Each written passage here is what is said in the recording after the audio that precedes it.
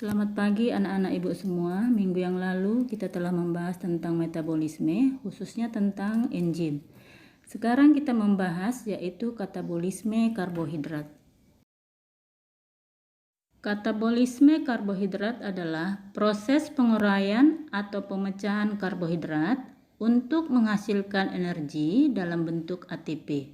Contohnya, respirasi aerob dan respirasi anaerob. Respirasi aerob. Respirasi aerob merupakan reaksi yang melibatkan oksigen. Respirasi aerob ada 4 tahapan utama, yaitu pertama glikolisis, yang kedua dekarboksilasi oksidatif, yang ketiga siklus Krebs, yang keempat rantai transport elektron. Pertama, glikolisis. Glikolisis merupakan pemecahan glukosa menjadi asam piruvat. Perhatikan gambar di samping.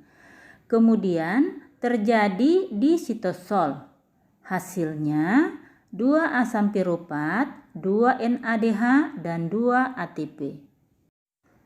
Yang kedua, dekarboksilasi oksidatif. Pada sel eukariotik terjadi di mitokondria, sedangkan pada sel prokariotik terjadi di sitosol. Dekarboksilasi oksidatif merupakan pemecahan asam piruvat menjadi asetil-CoA. Perhatikan gambar reaksi tersebut. Hasil produknya 2 asetil-CoA, 2 CO2, dan 2 NADH. 3. Siklus Krebs. Terjadi di matriks mitokondria. Reaksinya yaitu asetil-CoA ditambah asam oksaloasetat menjadi asam sitrat. Hasilnya 4 CO2, 6 NADH, 2 FADH2, dan 2 ATP. 4. Sistem transport elektron. Terjadi di membran dalam mitokondria. Hasil produknya 6H2O dan 32 ATP. Jumlah total ATP yang dihasilkan dalam respirasi aerob melalui jalur siklus Krebs adalah sebagai berikut. Perhatikan gambar yang di bawah.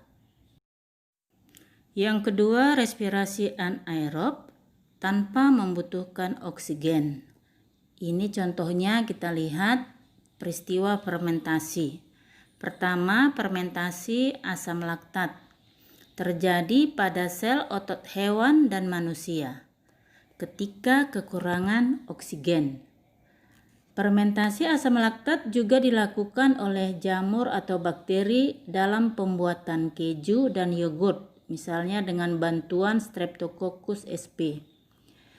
Kemudian kita lihat pada otot penimbunan asam laktat menyebabkan berkurangnya elastisitas otot sehingga menimbulkan kelelahan dan nyeri. Asam laktat yang tertimbun akan diangkut oleh darah menuju hati untuk diubah kembali menjadi asam piruvat. Reaksi daripada asam laktat kita lihat di sini, C6H12O6 atau glukosa diubah menjadi C3H6O3 ditambah 2 ATP atau energi, di mana asam laktat itu yaitu C3H6O3. Kemudian fermentasi alkohol terjadi pada proses pembuatan minuman anggur atau bir dan pembuatan tapai dengan menggunakan jamur Saccharomyces cerevisiae. Ini boleh kita lihat reaksi fermentasi alkoholnya.